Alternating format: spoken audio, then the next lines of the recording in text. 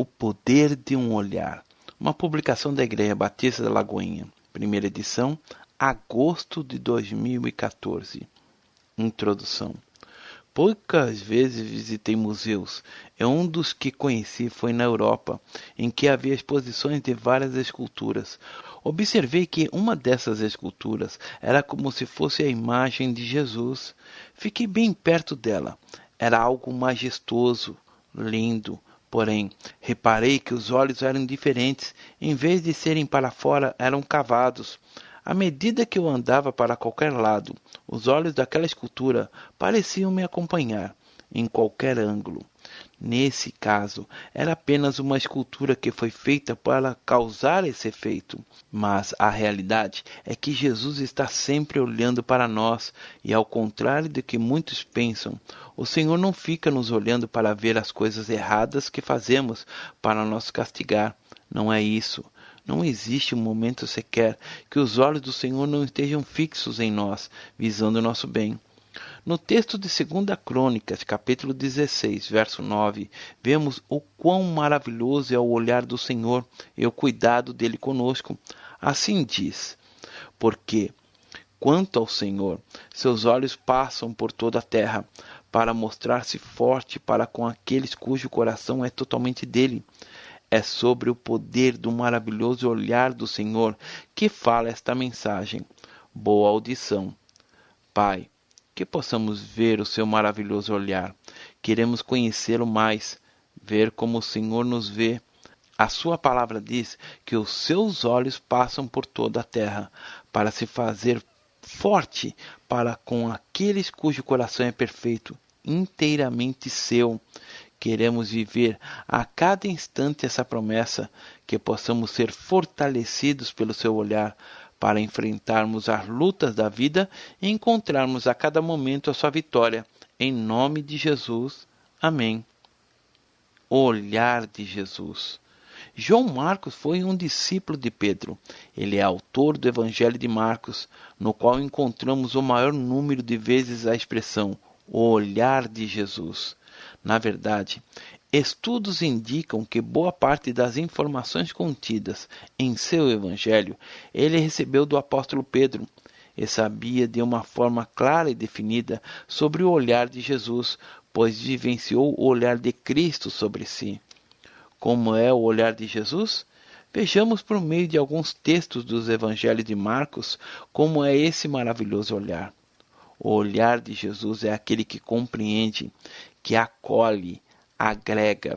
Em Marcos, capítulo 3, verso 31 a 35, está escrito: Nisto, chegaram a sua mãe e seus irmãos, e tendo ficado do lado de fora, mandaram chamá-lo. Muita gente estava sentada ao redor dele, e lhe disseram: Olha, tua mãe, teus irmãos e irmãs estão lá fora à tua procura. Então ele lhes respondeu, dizendo: Quem é minha mãe e meus irmãos? E correndo olhar pelos que estavam assentados ao redor, disse: Eis minha mãe e meus irmãos. Portanto, qualquer que fizer a vontade de Deus, esse é meu irmão, irmã e mãe. Jesus olhou para aqueles que estavam ali e se referiu à sua família como sendo não somente a de sangue, mas todos os que fizerem a vontade de Deus. Ele olhou para todos. Portanto, qualquer que fizer a vontade de Deus, esse é meu irmão, irmã e mãe. Verso 34. No capítulo 8, a partir do verso 31, há um momento em que Jesus prediz a sua morte e ressurreição, e olhando para Pedro, ensina-lhe sobre essa realidade. Está escrito assim: Então começou ele a ensinar-lhes que era necessário que o Filho do Homem sofresse muitas coisas, fosse rejeitado pelos anciãos, pelos principais sacerdotes e pelos escribas, fosse morto e que, depois de 3 dias, ressuscitasse. E isto ele expunha claramente. Mas Pedro, chamando-o à parte, começou a reprová-lo. Jesus, porém, voltou-se e, fitando seus discípulos, repreendeu a Pedro e disse: Arreda, Satanás, porque não cogita das coisas de Deus, e sim das dos homens. Marcos, capítulo 8, verso 31 a 33. Jesus se voltou e fitou os discípulos. Quando Pedro negou o Senhor, a angústia, culpa e o remorso corroeram o coração dele. O olhar de Pedro encontrou o de Jesus e houve um grande impacto. Com o coração carcomido pela culpa, ele encontrou o olhar de Jesus. E disse a palavra que ele chorou abundantemente, arrependido. Podemos perceber nos relatos que Pedro não falou tanto sobre as marcas da cruz, mas disse muito sobre o olhar de Jesus. Um olhar que compreende, que percebe todas as coisas e que busca a resposta em nossos olhos também. Ainda em Marcos, capítulo 5, a partir do verso do número 24, temos o episódio da cura da mulher que sofria há 12 anos com uma hemorragia. Observe, grande multidão o seguia, comprimindo-o. Aconteceu que certa mulher, que havia 12 anos, vinha sofrendo de uma hemorragia, e muito padecera à mão de vários médicos, tendo despedido tudo quanto possuía, sem, contudo, nada aproveitar. Antes, pelo contrário, indo a pior, tendo ouvido a fama de Jesus, vindo por trás dele, porque entre a multidão, tocou-lhe a veste, porque, dizia, se eu apenas lhe tocar as vestes, ficarei curada. E logo se lhe estancou a hemorragia, e sentiu no corpo estar curada do seu flagelo. Jesus, reconhecendo imediatamente que dele sairia poder, virando-se no meio da multidão, perguntou: quem me tocou nas vestes? Respondeu-lhe seus discípulos: vê que a multidão te aperta e dizes: quem me tocou? Ele, porém, olhava ao redor para ver quem fizera isto.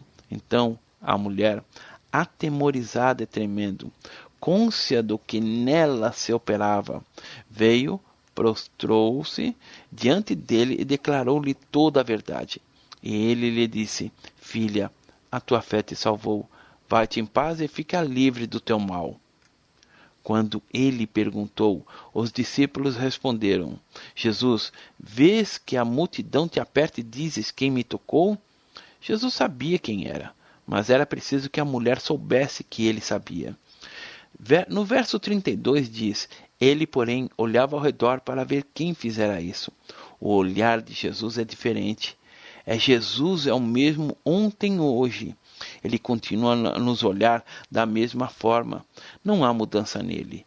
Ele está vivo e é tremendo quando uma pessoa toca nele com fé. Quando explode em cada coração a alegria de ver a manifestação do que foi conquistado na cruz. O olhar de Jesus busca e alcança os corações. Agora, Marcos capítulo 3, verso 1 a 6 diz assim: de novo, entrou Jesus na sinagoga, e estava ali um homem que tinha ressequida uma das mãos, e estavam observando a Jesus para ver se o curaria em dia de sábado, a fim de o acusarem. E disse Jesus ao homem da mão ressequida: vem para o meio. Então lhe perguntou: é lícito nos sábados fazer o bem ou fazer o mal? Salvar a vida ou tirá-la? Mas ele ficara em silêncio, olhando-os ao redor, indignado e condoído com a dureza do seu coração, disse ao homem: estende a mão. Estendeu-a, e a mão lhe foi restaurada. Retirando-se os fariseus, conspiraram logo com os herodianos contra ele, em como lhe tiraria a vida. Naquela reunião tinha um homem com a mão ressequida.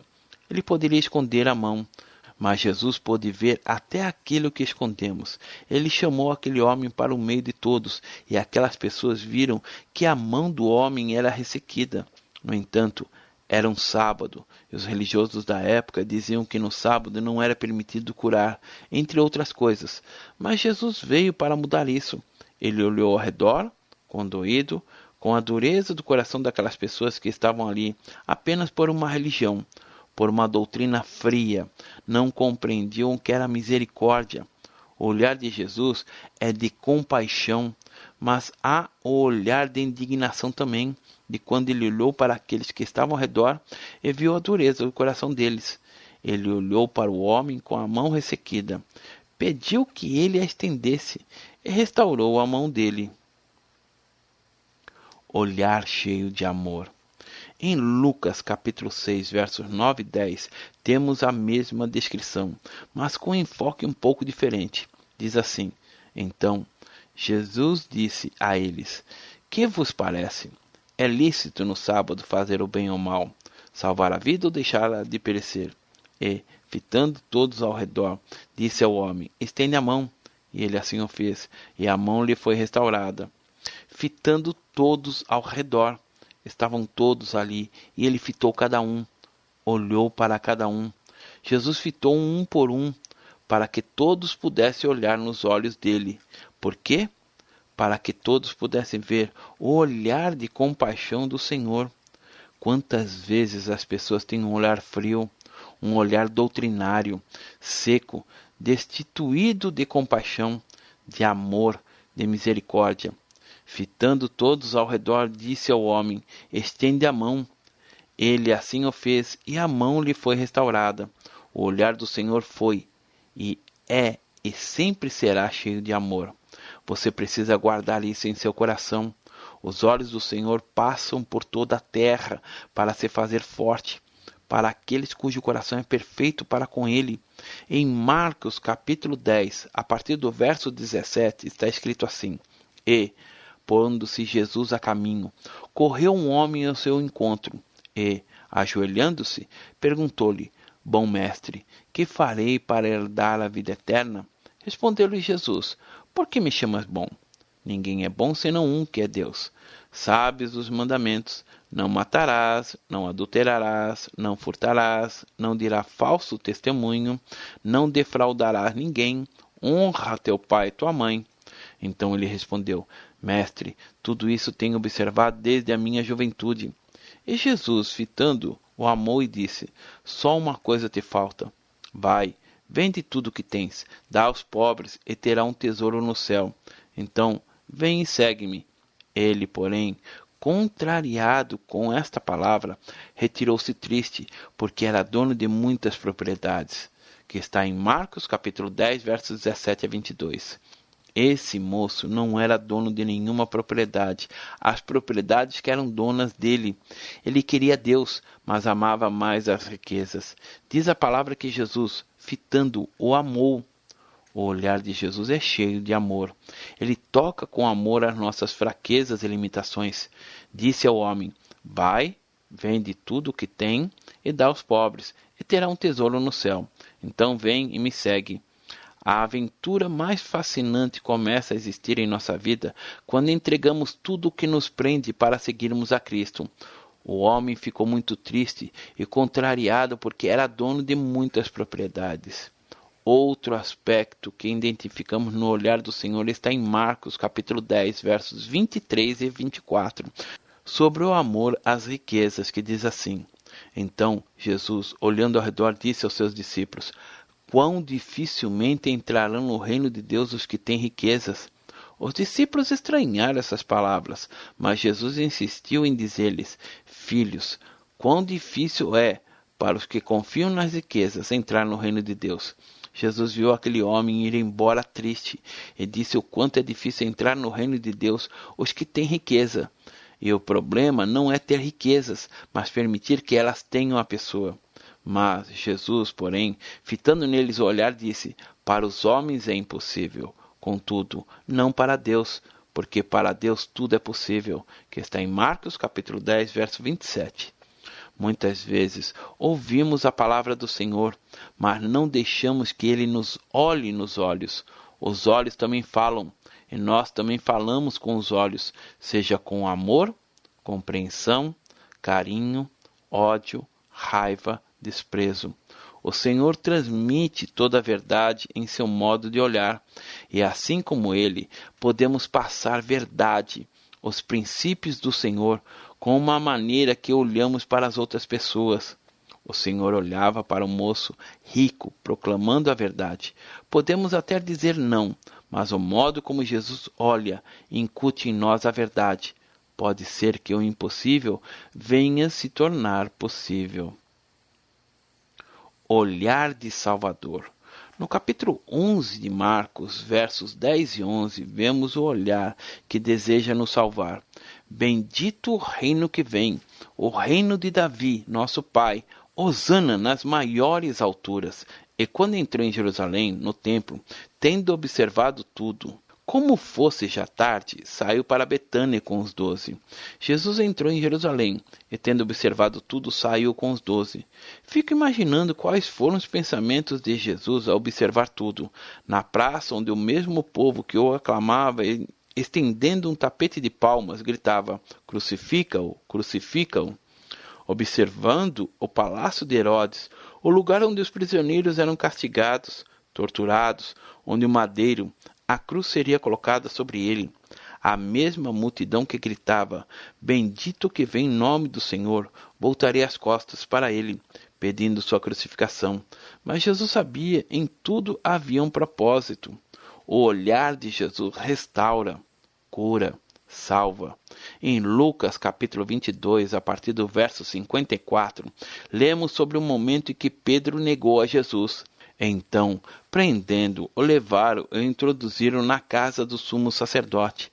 Pedro seguia de longe, e quando acenderam fogo no meio do pátio e juntos se assentaram, Pedro tomou lugar entre eles. Entre mentes, uma criada, vendo-o assentado perto do fogo, fitando-o, disse: Este também estava com ele. Mas Pedro negava, dizendo: Mulher, não o conheço. Pouco depois, vendo outro, disse: Também tu és dos tais. Pedro, porém, protestava: Homem, não sou.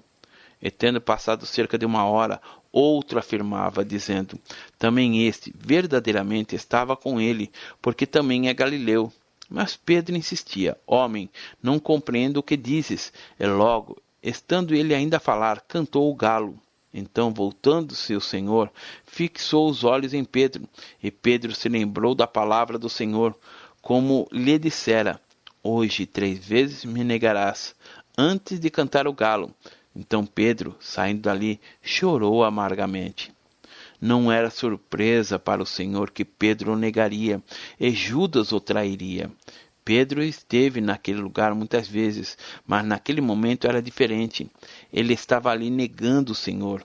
E ao ver os olhos do Senhor fixos nele, seu coração é quebrantado, e ele percebe a grande bobagem que fez ao negá-lo, dizendo que não o conhecia. Jesus não disse sequer uma palavra. Ele não perguntou a Pedro por que ele tinha feito aquilo. Apenas fixou os olhos em Pedro, e o coração dele foi quebrantado. Só o olhar do Senhor pode restaurar o ferido.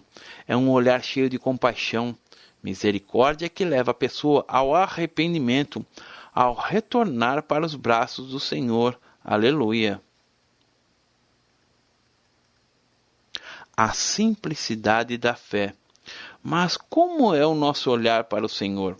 Em João capítulo 3, versos 14 a 16, Jesus fala sobre a simplicidade da fé, que está escrito assim: É do modo porque Moisés levantou a serpente no deserto, assim importa que o Filho do Homem seja levantado, para que todo o que nele crê tenha vida eterna.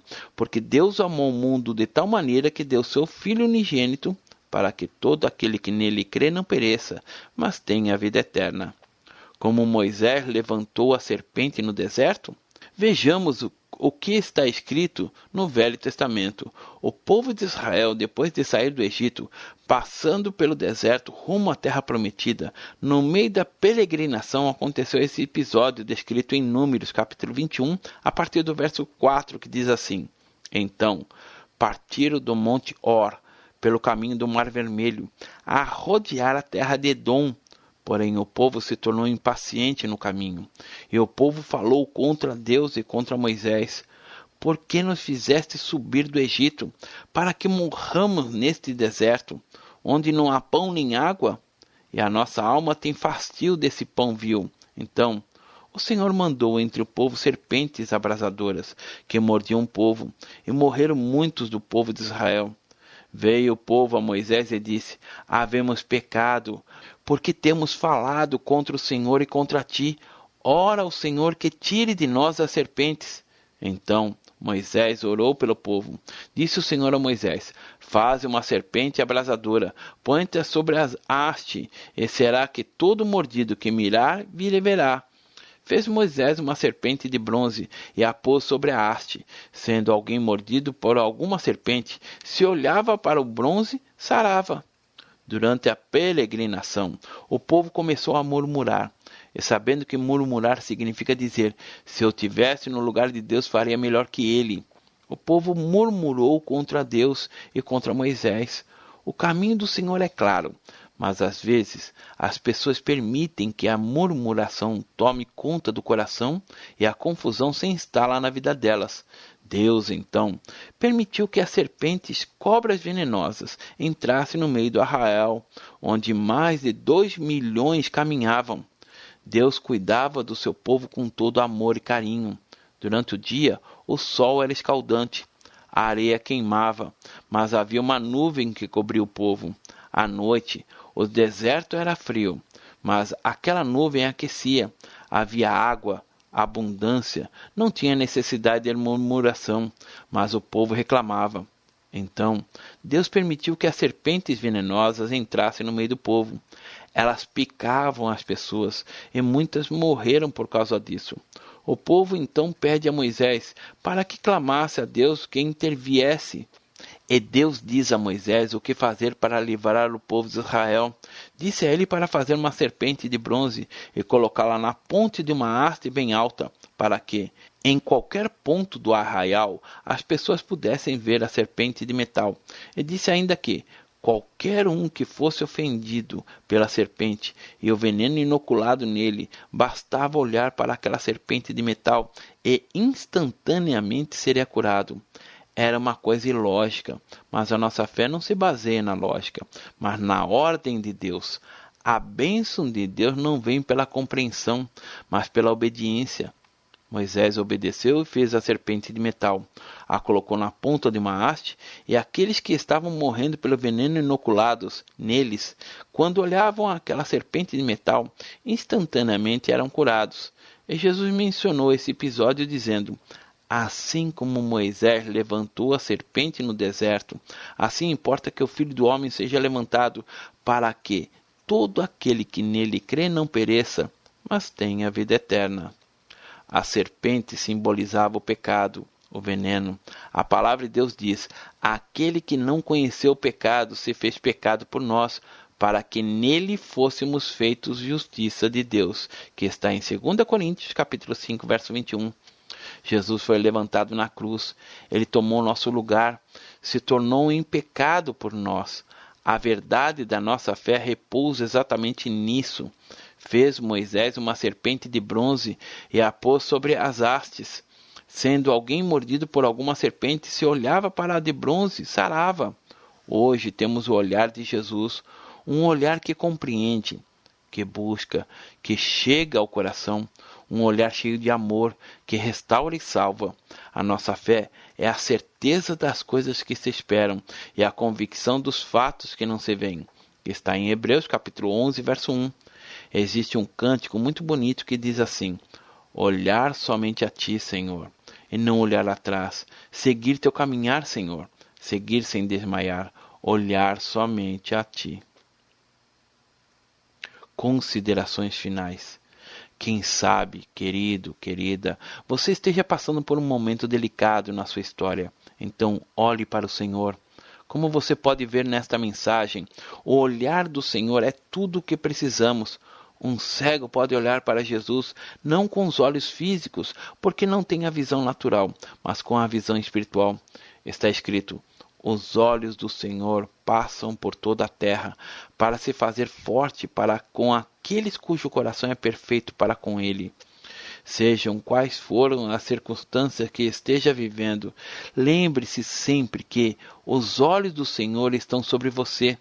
Nas horas em que seu coração estiver pequeno, os olhos do Senhor estarão sobre você, mas é preciso que corresponda ao olhar dele. O Senhor Jesus pode às vezes ver você triste, mas ao contemplar o olhar dele para você, tudo muda. O moço rico saiu triste da presença do Senhor, mas diz o texto que Jesus, olhando, fitando, o amou. Então, ou você recebe o amor dele, ou lhe dá as costas. É uma escolha. Corresponda ao olhar do Senhor. Tudo que aprendeu é que o olhar do Senhor é de amor. Ele mesmo disse assim: olhai para mim e sereis salvos vós todos os limites da terra, que está em Isaías capítulo 45, verso 22. Quando olhamos para Jesus, vemos que as marcas das chagas e dos cravos, a cicatriz do lado, as marcas dos pregos em seus pés permanecem e foram feitas em razão dos nossos pecados. A salvação é um dom, um presente de Deus. Não podemos salvar a nós mesmos, mas Ele morreu em nosso lugar, deu a própria vida para que pudéssemos viver. Não existe nada mais simples e também mais significativo do que um olhar. Quando olhamos para Jesus, vemos o seu olhar de amor, de quem deu a vida por nós, porque o modo como Moisés levantou a serpente no deserto, importa que o Filho do Homem seja levantado, para que todo aquele que nele crê não pereça, mas tenha a vida eterna. É por causa de Jesus que você e eu podemos ter a vida eterna. Deus abençoe. Pastor Márcio Valadão. Jesus te ama e quer você. Primeiro passo, Deus o ama e tem um plano maravilhoso para a sua vida, porque Deus amou o mundo de tal maneira que deu seu Filho unigênito para todo aquele que nele crê não pereça, mas tenha vida eterna. João capítulo 3, verso 16. Segundo passo, o homem é pecador e está separado de Deus, pois todos pecaram e carecem da glória de Deus. Romanos capítulo 3, verso 23, parte B. Terceiro passo, Jesus é a resposta de Deus para o conflito do homem. Respondeu-lhe Jesus, eu sou o caminho e a verdade e a vida. Ninguém vem ao Pai senão por mim. João capítulo 14, verso 6. Quarto passo, é preciso receber a Jesus em nosso coração, mas a todos quanto receberam, deu-lhes o poder de serem feitos filhos de Deus, a saber, aos que crerem em seu nome. João capítulo 1, verso 12, parte A. Se com tua boca confessares Jesus como Senhor e, em teu coração, credes que Deus o ressuscitou dentre os mortos, será salvo. Porque com o coração se crê para a justiça e com a boca se confessa a respeito da salvação. Romanos capítulo 10, verso 9 e 10. Quinto passo. Você gostaria de receber a Cristo em seu coração? Faça essa oração de decisão em voz alta. Senhor Jesus, eu preciso de Ti. Confesso-te o meu pecado de estar longe dos Teus caminhos. Abra a porta do meu coração e te recebo como meu único Salvador e Senhor. Te agradeço porque me aceita assim como eu sou e perdoa o meu pecado. Eu desejo estar sempre dentro dos teus planos para a minha vida. Amém? Sexto passo, procure uma igreja evangélica próxima à sua casa. Nós estamos reunidos na Igreja Batista da Lagoinha, Rua Manuel Macedo, 360, bairro São Cristóvão, Belo Horizonte, Minas Gerais. Nossa igreja está pronta para lhe acompanhar nesse momento tão importante da sua vida. Nossos principais cultos são realizados aos domingos. Ficaremos felizes com sua visita. Uma publicação da Igreja Batista da Lagoinha, Gerência de Comunicação, www.lagoinha.com.